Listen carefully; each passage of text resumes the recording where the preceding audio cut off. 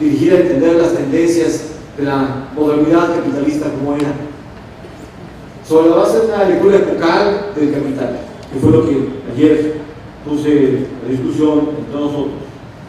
Entonces procede a llevar a cabo un escudriñamiento agudo, una conceptualización a contrapelo de lo que significa la crisis global del capitalismo del siglo XXI. Una crisis que, por principio, el discurso del poder espontáneo ha intentado eludir, ha buscado desconocer, como aquella formulación que tuvimos del pensamiento fenomenista en México, cuando se nos decía que esto no era una crisis, sino una gripita, una desestabilización pasajera. Esto para nada ha sido una desestabilización pasajera, ni lo era en ese momento, ni lo será después. La formulación del Banco Mundial, del Fondo Monetario Internacional ahora, es que una gran crisis está por explotar. La formulación del grupo Rockefeller es que una gran crisis está por explotar. Y todo esto en verdad se queda poco, porque la gran crisis ya explotó, está en marcha. Es interesante que en Estados Unidos una reflexión como la de Bradford Dono ya defina la crisis contemporánea como una segunda gran depresión. Bradford Dono lo hace en términos propiamente económicos. Definirla como una gran depresión quiere decir que ya se reconoce que esta sí es una gran crisis, como lo fue la crisis del 29. Sin embargo, una formulación como la de Bradford Dono tiene dos debilidades cruciales.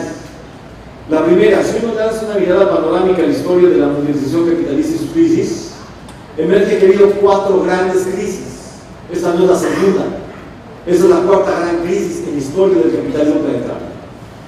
La primera gran crisis fue la crisis que explotó entre 1871 y 1893 en Europa Occidental, la que se conoció como la Larga Depresión. La primera vez que explotó como resultado de la primera revolución tecnológica, la caída de la tasa de ganancia a nivel del capitalismo europeo, que era el continente propiamente industrializado. La segunda gran crisis fue la crisis de 1929-45, porque la crisis del 29 no fue la primera gran depresión, fue la segunda gran depresión. La crisis del 29 dio pie a la Segunda Guerra Mundial. No existe capitalismo sin destrucción. No basta decir que no existe capitalismo sin violencia, hay que agregar: no existe capitalismo sin destrucción, porque el capitalismo tiene ciclos económicos, auge, crisis, es indetenible, es ineludible, cambiará la forma, pero no la ley, no la ley. La legalidad de la acumulación capitalista hace ineludible los ciclos, auge, crisis, porque esta es una economía esquizoide. ¿Y por qué es esquizoide? Termina generando un movimiento autocontradictorio. Por eso se pasa a crisis. Y cuando llegan las crisis, el capitalismo muestra que no solo hace uso y abuso de la devastación para investir el proceso de reproducción social, producir más desempleados, permite presionar a los empleados para recibir salarios cada vez más bajos. En México no nos lo platican. Tenemos la jornada más larga en los países de la OCDE y los salarios más bajos en los países de la OCDE. Y el sector fundamentalmente fuera del mercado laboral son ustedes. Son los jóvenes. El capitalismo mexicano se ha olvidado de las fortunas. Pero no solo el capitalismo es violento, también el capitalismo necesita destrucción, porque cuando explotan las crisis, el capitalismo necesita destruir el mismo desarrollo tecnológico que él produjo y propuso. La Segunda Guerra Mundial es la respuesta a la crisis del 29, porque a partir de la destrucción de Europa Occidental, a partir de la devastación de Japón, se abre el relanzamiento de la acumulación planetaria. El plan Marshall en Europa, el plan de reconstrucción de Japón, son los soportes para que se relance la acumulación capitalista con Estados Unidos por delante. La guerra era una necesidad. del capitalismo del siglo XX. Las guerras nunca acabaron, solo cambiaron de lugar. La primera en captar que el capitalismo necesitaba avanzar para hacer de la militarización una rama esencial de la economía mundial fue precisamente Rosa Luxemburgo. Esto acostumbra no decirse. Cuando se habla de la acumulación de capital de Rosa Luxemburgo, no se dice que ella fue la primera en incluir la discusión crítica de la militarización como dimensión clave de la economía mundial capitalista. La Segunda Guerra Mundial es la respuesta a la crisis del 29 y funcionó. Después de ella vinieron lo que los franceses llaman los 30 gloriosos, las 3 décadas de auge, pero esto fue posible por la previa devastación. La destrucción constituye la premisa para una ulterior reconstrucción y así hay relanzamiento de la acumulación planetaria. Esta dinámica esquizoide, progreso y devastación, no solo afecta la relación de la acumulación capitalista con la reproducción social, afecta la relación de la acumulación capitalista consigo misma. A esto se refería más cuando decía que el peor enemigo del capital es el capital. En este sentido, el siglo XX le dio la razón a Marx. Y luego de la crisis del 29, y de que tanto insistieron en que con la política keynesiana, ya, ahora sí, el welfare state había llegado para quedarse, pues bienvenidos a la década de los 70, explotó la tercera gran crisis en la historia de la mundialización capitalista. 1971-1995, variando según la recuperación del PIB para cada Estado nacional. Es el periodo que puede trazarse en general para definir la presencia de una tercera gran crisis en la historia de la acumulación planetaria. La primera gran crisis fue europea. La segunda gran crisis fue intercontinental, afectó a Estados Unidos, Europa, Japón.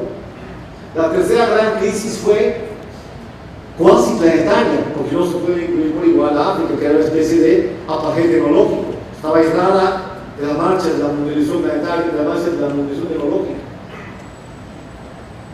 La tercera gran crisis fue una crisis cuasi mundial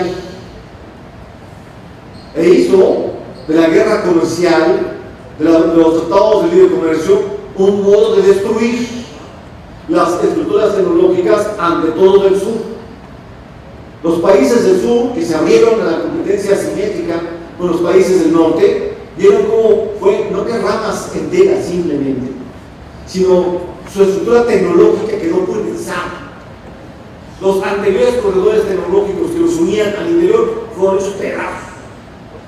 Y entonces sobre eso se reconstruyó corredores que conectan horizontalmente al sur con el norte. México es prototipo de eso, por haber sido el alumno favorito hincado al Fondo Monetario desde 1982. La tragedia de México se pinta sola.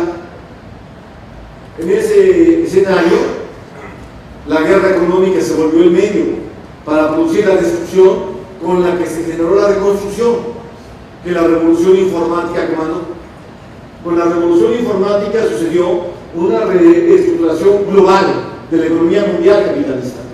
El trabajo productivo y el trabajo improductivo fueron modificados.